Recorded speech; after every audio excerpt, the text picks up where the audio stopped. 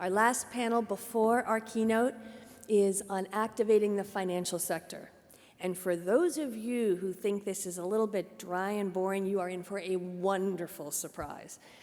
This is a fantastic panel of experts who are going to address a really, really important issue, and it is this.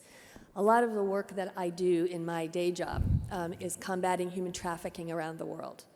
And there are a lot of efforts underway to activate the financial sector and have the financial sector aware of where are the flows of money going to places where people are being bought and being sold, and what kind of flows of money do you need to look out for that are signaling that some sort of human trafficking might be going on? What patterns are you going to look for? There is a lot of work that we believe can be done within the financial sector to identify and disrupt the patterns of financing of terrorism and of these violent extremist groups, even where we're talking about groups that are not officially organized but are loosely connected.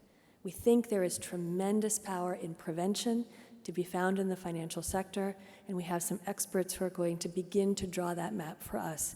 Moderating this panel, I am thrilled to present my Jones Day partner, Alex Wilson. Take us away. Thank you very much, Laura. I know it has been a full day. This is the last panel of the day. You all may be flagging slightly, and that is why we have brought 3 of the most dynamic participants in this entire summit to bring it home for you. 2 of them are getting on a plane literally about 15 minutes after they finish, so we're gonna be tight, we're gonna be efficient, we're gonna be interesting, and then we'll get you all out of here to the keynote. So I'm Alex Wilson, I'm a partner at Jones Day in New York, and I'm a former federal prosecutor in the US Attorney's Office in Manhattan, where I focused on money laundering and other financial crimes. But more importantly, we have Hans Schindler, Priscilla Curtis, and Matt Levitt. I'm gonna ask each of them to introduce themselves briefly. We're then gonna talk a little bit about the current state of play with extremists' use of the financial system, both the traditional financial system and the digital asset space, and then talk about some potential solutions that these guys see for disrupting that usage, and hopefully have some good news at the end. I will warn you that there may be some darkness in the intermediate stage, but we're gonna push through the bad news to the good news, so I don't want anyone to get discouraged. Hans, do I start with you? Fantastic. Well, thank you so much. Let me see. Can I have my presentation, please? So let's talk a little bit about the money. My name is Hans Jacob Schindler. I'm the Senior Director of the Counter-Extremism Project, and we've been developing a little bit of a research wing on how do REMV, right-wing, far-right, however you want to define that, extremists actually function, right? And I'm going to go through our research findings. Here's the groups that we are looking at on a revolving basis. I'll look a little bit at the income streams. Then we look where we see at least some disruption opportunities, both in Europe as well as in the United States. Then we talk a little bit about the linkages of far-right and the organized crime space and the challenges, new technologies, a little bit as a lead over to the colleagues from Chainalysis. So we have looked at this for about 3 years now, and we come up with 6 income streams. And incidentally, you see here our reports if you're interested to read a little bit more of the details. But we also have the FATF report, which interestingly came to the same 6 financial income streams. So the prevailing narrative always was right-wing extremism, REMV, is essentially dudes doing stuff by their own money with membership fees at best, right? Maybe some donations, but very small. That is to a certain extent true. There is donations, including cryptocurrency, but there is also income through sports tournaments. And we're not talking about small stuff, we're talking about sports tournaments in combat sports that have a couple of hundred, sometimes a couple of thousand participants, where you have sports teams, MMA teams, where you have fanware, where you have CDs that come out of those tournaments. Then you have, of course, the whole music event. I'm sure many of you are working on this issue. So it's not just about how the music is, and if you really want to have a bad experience on a Friday afternoon, I invite you to listen to some of the hard rock stuff they're putting out. It's quite, it explains why people get extremist when they listen to this stuff, but there is an actual event calendar globally of massive festivals. We just had one in Eastern Europe with a couple of thousand participants. And in these festivals, everyone comes together. So your groups, your individuals, your former extremists who are still with the movement, but also your newcomers, and they are also recruitment events. But they also make a lot of money. One festival that we quite closely observing every year rolls in conservatively about 100,000, equivalent of 100,000 US dollars in profits after everything is paid for. Then, of course, all of these lifestyle events, the sports, the music events, the online communities have, of course, a merchandise online and offline distribution network attached to it. We had a data breach of one of those web shops, and they were shipping to 60 countries, right? Having thousands, tens of thousands of customers. All of this generates income.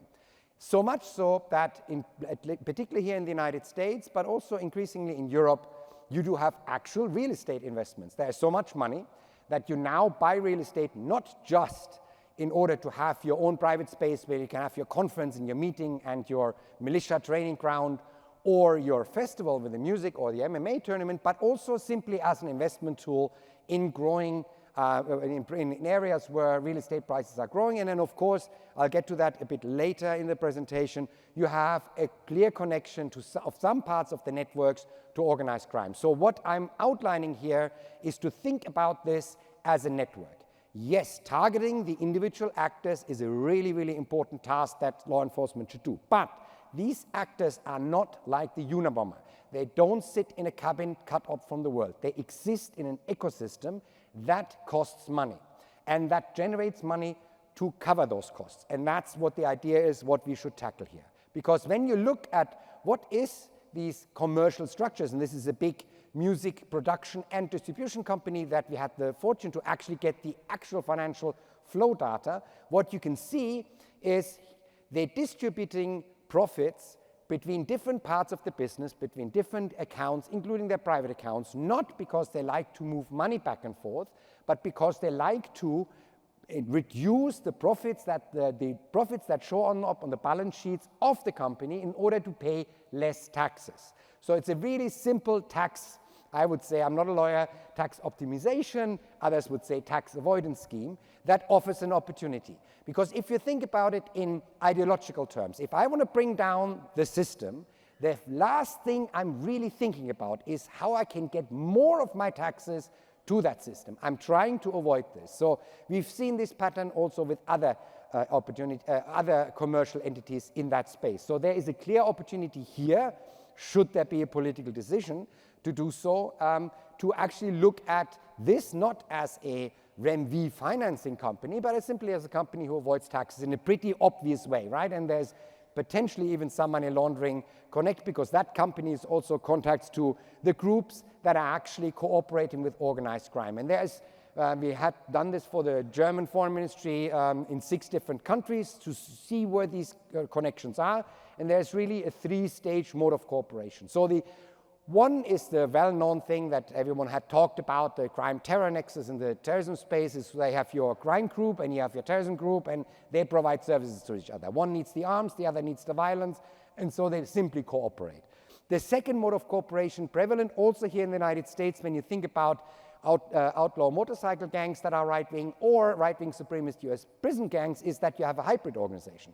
So you have an organization that is right-wing extremist or right-wing supremacist or REMV related, but also doubles a little bit in organized crime, where you have mutual recruitment between the organized crime part, money gets transferred back and forth, the money laundering is done by the criminal guys, the violence done by the ideological guys. And then the third mode, luckily for you and for us in Europe, only exists so far in what we were talking about yesterday at the beginning of the event, Central and Eastern Europe. This is where the right-wing extremist networks have actually taken over the entire criminal structures in 2 towns in Eastern Europe. There is no more any other crime, any other mafia structure in these towns that is not right-wing extremists. They started as a provision of services, right? They were the enforcers of the mafia.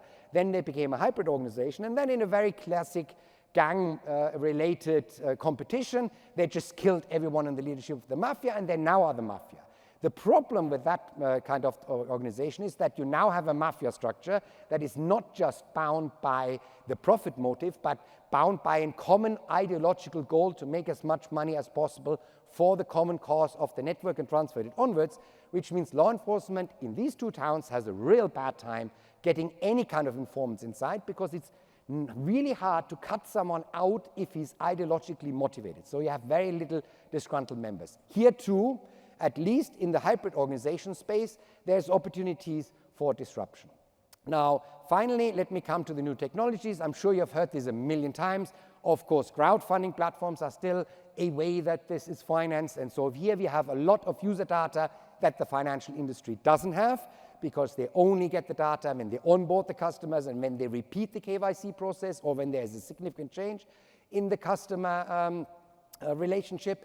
Here with crowdfunding platforms or the web shops on the social media platforms, you have customer data on a 24/7 just-in-time basis that you could use to disrupt these things. Because here we see a two-part strategy. On the one hand, they're raising the funds in order to use that stuff. On the other hand, they're using their public-facing online presence to normalize their hate speech, to normalize their ideology by not looking like Nazis who are out to kill you, but by looking like these nice, blonde, blue-eyed guys who are just really nicely selling you the shirt of your combat sports team, or selling you your protein powder if you are into MMA, right? So here we have increasingly, unfortunately, a small problem, because we have the virtual asset space, which is by and large a complicated space to disrupt at this point, and the increased use of privacy coins, in particular in this REMV space, Monero. And if anyone wants to learn how to use Monero and you would like to have a Nazi version of how to do this,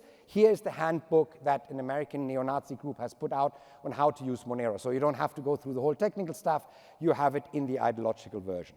And in case you think even the newest technologies are really, really safe to be used by extremists, this is the NFT that the Russian Pill movement has put out. Russian Pill movement, the only non-Islamic terror organization that the US government ever listed as a foreign terrorist organization, is active on the front in Ukraine. That, of course, costs money, and what better to do to substitute a little bit of the money that you get from the Kremlin anyway, to do that by issuing the first ever NFTs. And they're actually quite pretty, and I think some of them are still for sale, some of them have been sold. So we have a technological ecosystem from the platform where funds are raised, to the social media and web shops where you advertise the crowdfunding platforms, crowdfunding drives, as well as sell your merchandise, to the payment systems in cryptocurrency and NFTs. That gives a lot of opportunity to disrupt, and my colleague will now tell you how we're going to do that. And we'll come later to what the research needs for the working group are. Thank you so much. That's my presentation. Thanks very much, Hans. Priscilla, it is possible that some people in the room are not intimately familiar with privacy coins and NFTs and cryptocurrency generally. So if you could take a step back, talk about what you do at Chainalysis, and maybe give a little bit of a primer on digital assets and how extremist groups are using them. Yeah, absolutely. So I'm Priscilla Curtis, and I work at Chainalysis. Chainalysis is a blockchain analytics firm, and my team focuses primarily on sanctions, terrorist financing, and global extremism. So yes, I will first give an incredibly brief overview of the blockchain, and I promise it will be quick and painless. So the blockchain is a public ledger, and blockchain technology is what allows for cryptocurrencies to exist.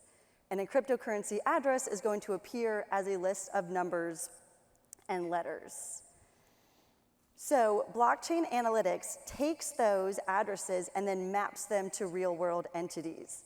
So while on a block explorer, you may see like a long list of numbers and letters, as you can kind of see to the left of that slide. With a blockchain analytics tool, kind of like Reactor, which we have at Chainalysis, you'll be able to see the flow of funds through real-world entities and services, and it will look more like what you can see on the right of that slide. And then yes, to speak to privacy coins, there are public blockchains such as Bitcoin and Monero and Ethereum that operate as open platforms.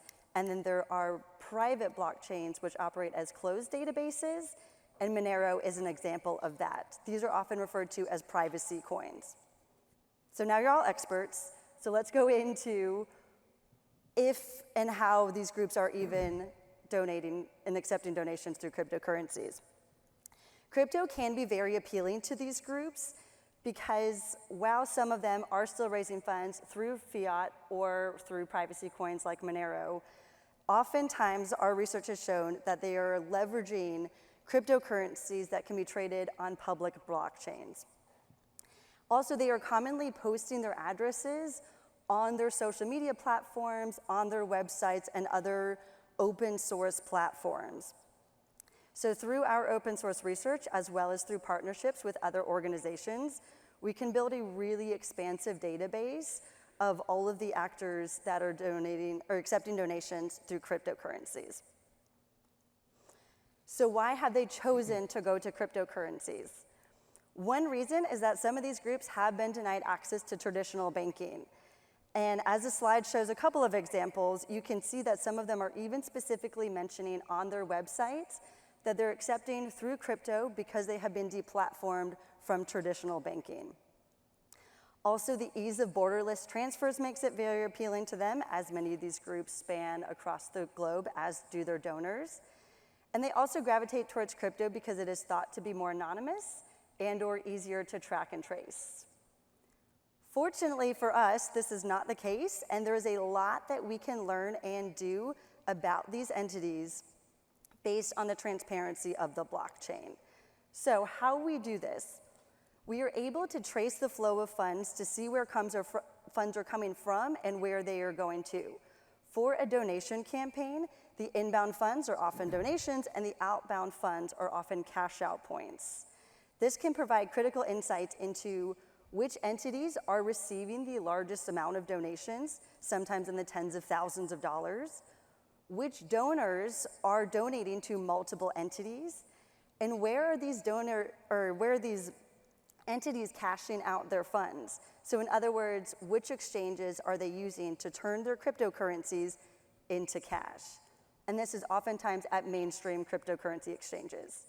We can also see interactions between donors, entities, and their mutual cash out points.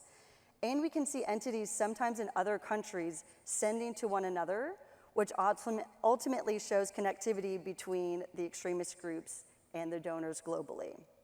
And all this paints a really interesting picture of how this sphere works. So what can we do about it? So if an entity is registered and cashing out at a mainstream exchange, this gives law enforcement an opportunity to investigate, because exchanges can be subpoenaed and then can provide KYC information that they have on file regarding the donor or an entity that is using their service. And this can also potentially give critical insights into the underlying details of how they're operating. Also, with blockchain analytics, an exchange can be flagging the activity that is happening on their platform. And then they can take action, whether through SAR filing, deplatforming, or other things that seem deemed necessary based on their internal policies. So diving even deeper, when we come across a donor who is donated to multiple extremist groups, we can trace where else they are sending their funds.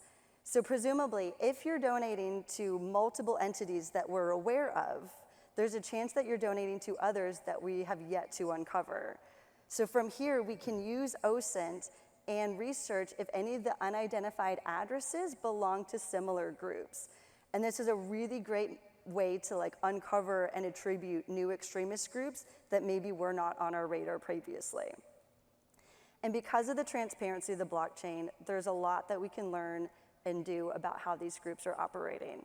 So to summarize, because I know that was a lot very, very fast, while some groups are using privacy coins, our research has shown that most exchanges are using cryptocurrencies traded on public blockchains. Their donation addresses are being posted on open platforms. A lot of these groups are using mainstream exchanges to cash out their funds, meaning that law enforcement can send legal process to these exchanges to request additional information.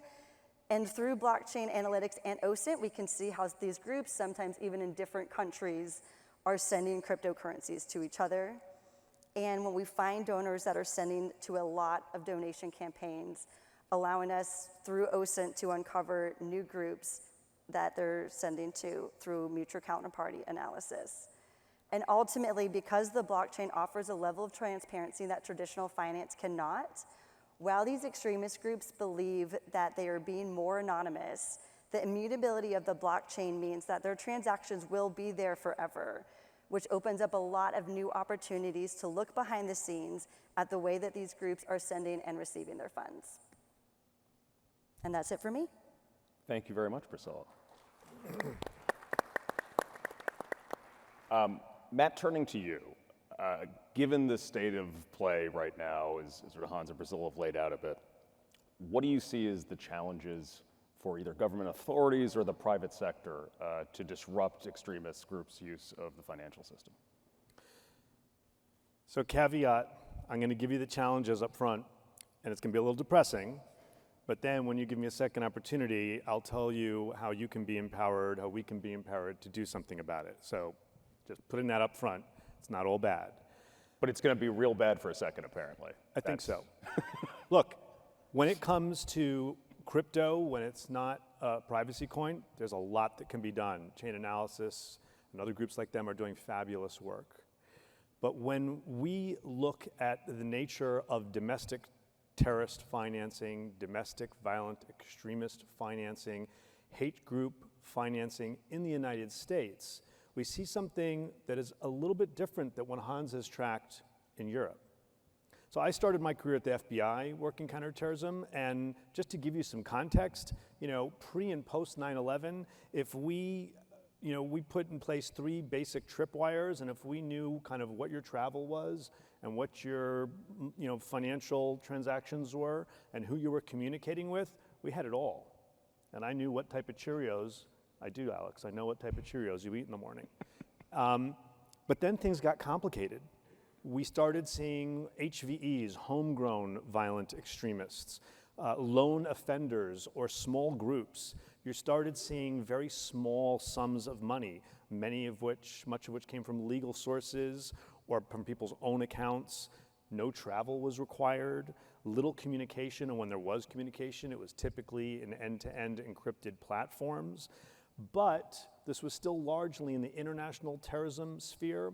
We were still dealing with US designated foreign terrorist organizations, which meant that the material support statute applied, which gave us tremendous authorities to do things like go after the money. And all we needed to show was that this person was doing things for or was affiliated with a designated foreign terrorist organization. Now things are really complicated, because now the primary threat to you and me and all Americans is not from the Al-Qaedas and the Islamic States, which still exist and are still problems, but it's from domestic groups. And these groups are not subject to the material support statute. There is, and there will not be, for lots of legal reasons, the Supreme Court was quite clear, any domestic terrorism organization list. And so most of the activity that's happening is in the protected space. Hate speech is abhorrent. A lot of the stuff we've seen in the various videos today, really disgusting, but protected under our legal system. And so unless the FBI has an open case where they know or suspect someone is about to engage in violence or break some other law, the government is really curbed at what it can do proactively, because there's no material support statute, because this is largely protected activity in the pre-crime space, and to be perfectly blunt, a lot of the activity that we do care about is on or at or on top of a partisan third rail issue like guns. So you might expect that the Treasury Department's Financial Intelligence Unit, and later in my career after the FBI, I was the Deputy Assistant Secretary for Intelligence at the Treasury Department. You might think that the Financial Crimes Enforcement Network, which is our financial intelligence unit, is proactively looking at all the suspicious activity reports that come in from banks and from other platforms like PayPal or Zelle or whatever, and are proactively looking at that for domestic terrorism, domestic violent extremism, hate. They're not, because this is pre-crime space. And so the bottom line is that the system that we have built and used for 20 plus years rather successfully to combat illicit and terrorist financing largely doesn't work in the domestic space. And so we need to figure out ways to go around this. And the answer is going to be leveraging the private sector. Government is very aware of the need to do this. That's not the issue, right? There's a domestic terrorism strategy. There's financing bullet points in there, though there's not a lot of meat on the bone, right? Various law enforcement agencies released a U.S. violent extremist mobilization indicators booklet. And it basically says, well, let us know if there's any suspicious financial transactions without really saying what that is. And I should note that we're in this space not only looking at the groups, which in some ways is the easier nut to crack, we're also trying to look at the lone offenders, the people who are carrying out shooting attacks in Buffalo or here in Pittsburgh or what have you, and we want to be able to prevent that too. So while this will always be a useful, very effective toolkit after an attack, that shouldn't satisfy any of us. We want to move the needle earlier in the process. And to do that, we're going to have to do things a lot differently because there aren't a whole lot of clear indicators, financial indicators that we can tell banks, look for this, that are particularly useful. So I'm going to pause there on the challenges before I tell you what we can actually do about it. So before we come back to Matt's future solutions, Hans, can you talk for a second about some historical successes in using the private sector voluntarily to disrupt extremist access to the financial systems? Yeah, look, I mean, it is clearly a reputational problem, right? So you have these guys who do really abhorrent acts, and I have asked Matt, it's not a right to have a bank account in this country. So it really becomes a business decision. Do you want to bank the really bad guys? They may not be classified as terrorists, but they still come up on the news all the time. And will you want to is your bank account to be connected to one of these shooting incidents? So what happened after the Unite the Right rally was that some of the really big credit card companies and payment service providers looked at their customers and said, okay, this group, this guy was key in organizing what happened in Charlottesville in 2016. We don't want the business anymore. And that's why we saw at that point the actual move to crypto, because they were throwing off. Their web shops didn't work anymore, their websites didn't get any donations anymore, they didn't have any personal accounts anymore, so they needed to move into a different alternative payment space. And that was not prompted by any kind of campaign. It was simply the pictures on the television. So there is, I think, for now, unless legal things change here in the United States, a great opportunity to actually go to the financial sector if you can make a good argument of who these people are, and if you know that these people are banked with this particular bank or on that particular exchange, to say, do you really need the 2.5% profits from the 50,000 euros that they have in your account, or is this not a better way to say they don't really need to bank with me? I don't want to be the one that needs to forward the information to the FBI when this guy shoots up another mosque or another synagogue as here in Pittsburgh. So Matt, let's come back to you. Give us your good news now. So the first is just following what Hans said. He's absolutely right. Ultimately, we have the ability to do research, which we can then present to banks, to platforms, and just present them the simple question, is this worth your business? Is the juice worth the squeeze? And in the past, banks, for example, have taken a look at things like payday lenders and said, there's too much risk going on here. We're not going to bank that. We should be looking at terms of service for platforms that provide financial services, because they're, unlike the US government, which is restricted to only looking at cases where there's actual violence or crime or could be, their terms of service are almost always not restricted just to violence. Do they have a sufficiently strong term of service? Are they enforcing these? We could leverage Tech Against Terrorism and other groups like this working in this space. Imagine the op-eds that could be written and their impact. So that's just one. And by the way, there are some also really low-hanging fruit still, despite the fact that some of these have been pushed out of the formal financial system. There are some places, some individuals that are still putting, neo-Nazi codes and symbols, 88 or, a pool party in there. And so there's even some low-hanging fruit. But I have three other ideas for you. The first is, I think there'd be great utility for investigators, for researchers to be looking at where these mixed martial arts events or these concerts are being held, and doing two things. One, providing information to the financial community about where these are and when they're happening, so that platforms that are selling the merchandise in particular can be aware. Like if you're an Etsy, right? Do you really want that stuff sold on your platform? I don't think so. If you're a PayPal, do you want to knowingly allow that? And by the way, PayPal has a great advantage in that, unlike a bank transaction that just says that Hans owes me $25, I'm expecting that today, by the way, PayPal will actually say what was bought. So you can proactively do things that'll make it much more difficult for them to monetize these events. The second is, in January, there's a pretty big thing that's going to happen in the illicit financial space, and that is that the new beneficial ownership regulations are going to kick in. So until now, to make a long story short, if I want to buy a property where I'm going to house these concerts, I can do it through shell companies, and you'll never know my name. You'll never know that it was me.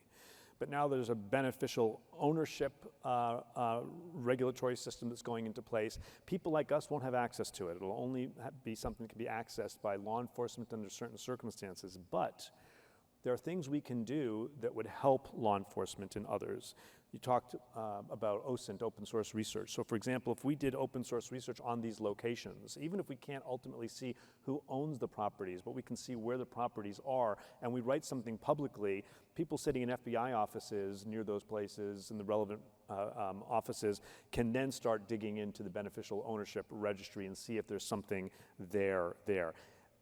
There's a debate exactly how the beneficial ownership system is going to work, but according to many opinions that I hope are accurate, it's even the case that financial institutions will be able to request beneficial ownership data in certain cases to do customer due diligence. So if the bank itself has reason to be really suspicious, it can go to law enforcement or to the Treasury Department and say, hey, I got reasons to be concerned. I'm trying to do my due diligence here.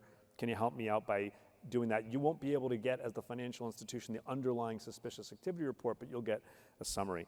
And finally, we heard earlier a great panel on the legal options. I think civil suits are a great option for many reasons, but with the beneficial ownership law coming into play now, there are circumstances where if law firms and human rights organizations are putting together a case, they can, in some situations, go to prosecutors, district attorneys, U.S. attorneys' offices, and again, they won't get the underlying suspicious activity report, but they can get some summaries on a case-by-case basis to help them put together their case and to help them figure out how to attach assets to that final judgment. So there are things that can be done and that we as people outside of government can do to activate the system so that the government can do things. So one quick comment, stepping out of my role as moderator for just a second, I should say, is I think the people in this room and the groups you represent may also, in this particular area, need to be aware of places where, frankly, financial actors, banks, whatever, are gonna need what is effectively political and sort of moral support in order to do some of the things we're gonna be asking them to do.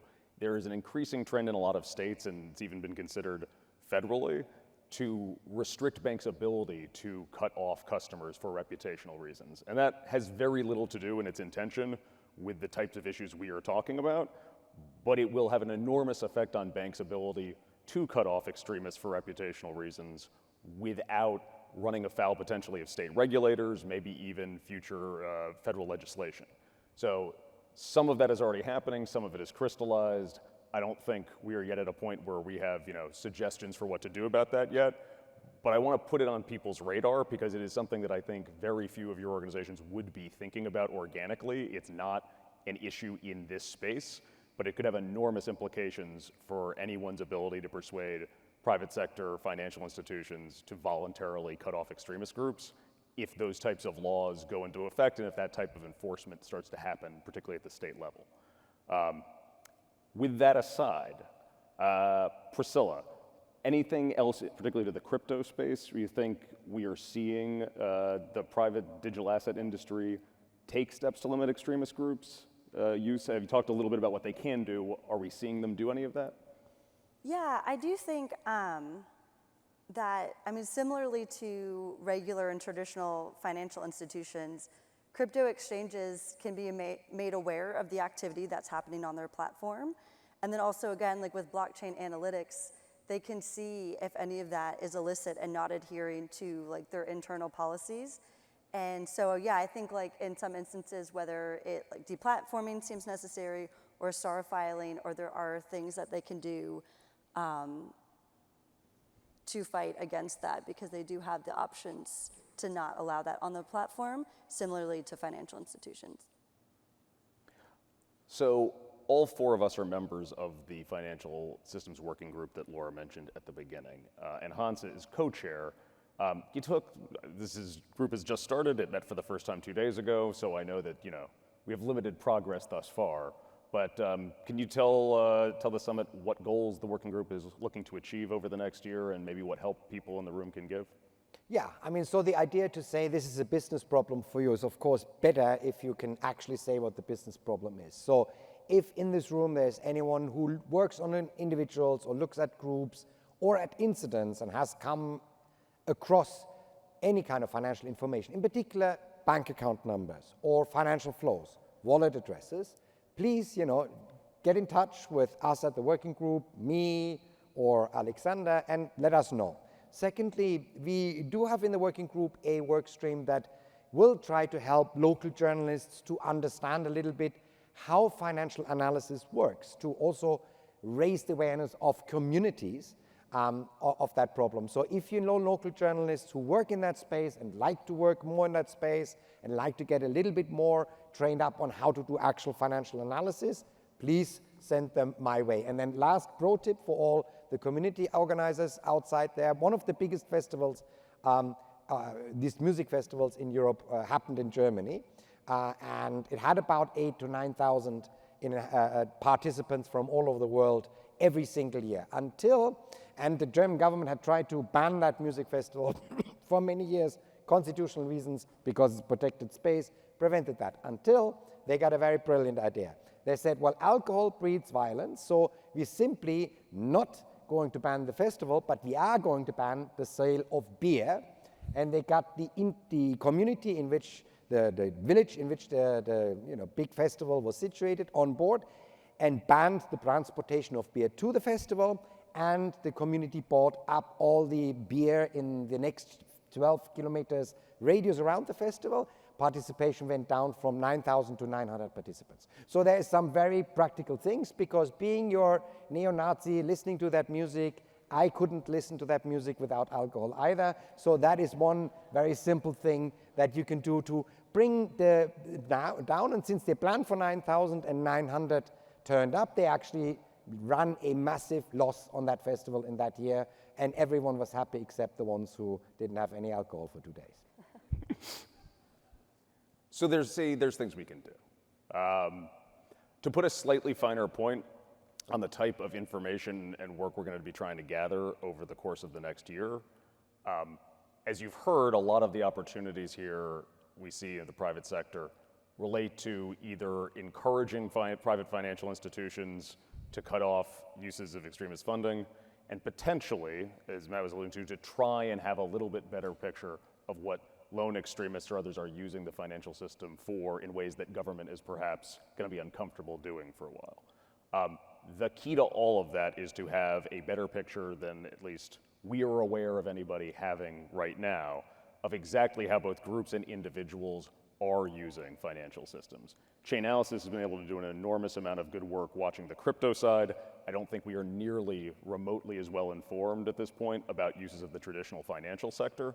And to go to banks and say, stop doing business with these people, is a challenging thing to ask if you can't say, here's how you are doing business with them right now. So it is going to be, I think, the first and most important project of the first year of the working group will be mapping out exactly what we are seeing and what we can be telling the financial sector about how they are being used by extremists, and then identifying appropriate targets of opportunity to build a model for getting disruption efforts to be adopted by financial sector, to get people to debank particular groups. But all of that will start with the research over the next year.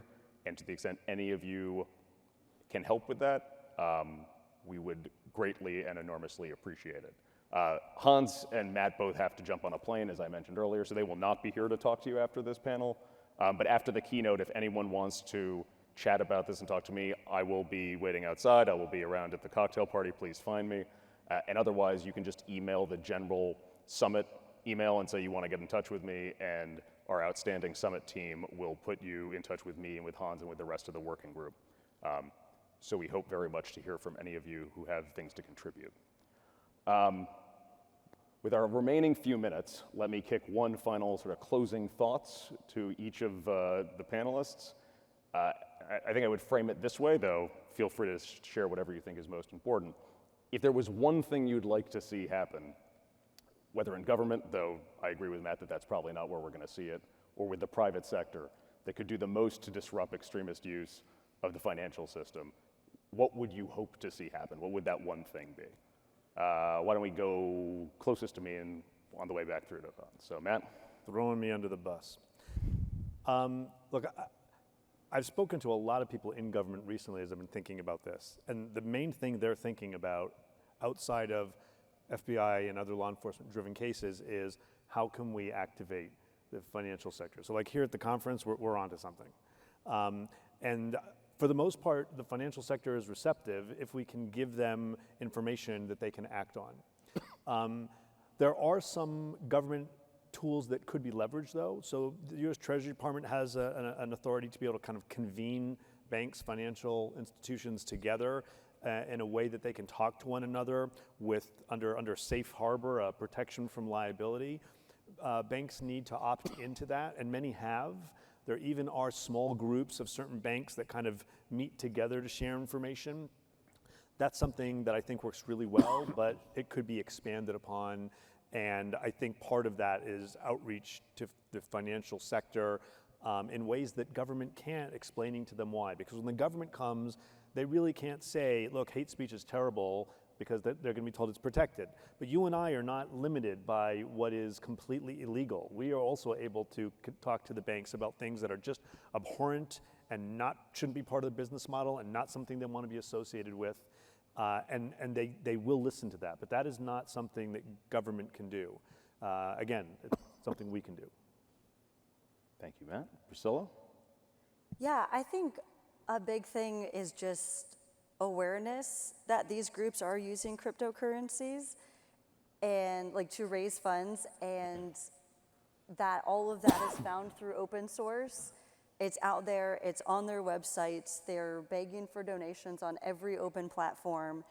And so I think, getting people to care and raising, letting them, bringing the awareness that it is happening and is happening on their platforms, and that, leveraging blockchain analytics can pass that out for them and action can be taken if they feel it's necessary. So, yeah. Hans, last word is yours. Last words, the wisdom, right?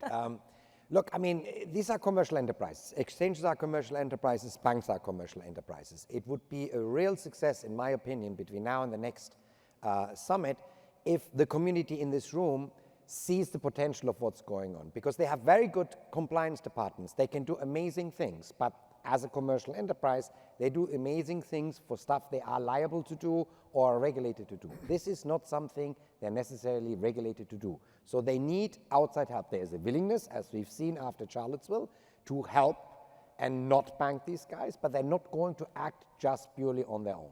So if we can get the understanding that this is not the solution to the problem, but if we don't tackle the finances, this is not going to disrupt the system, whatever else we're doing, in a fullest potential way that we can, then I think we're making a big step forward. Everyone, if you would join me in thanking our three spectacular panelists for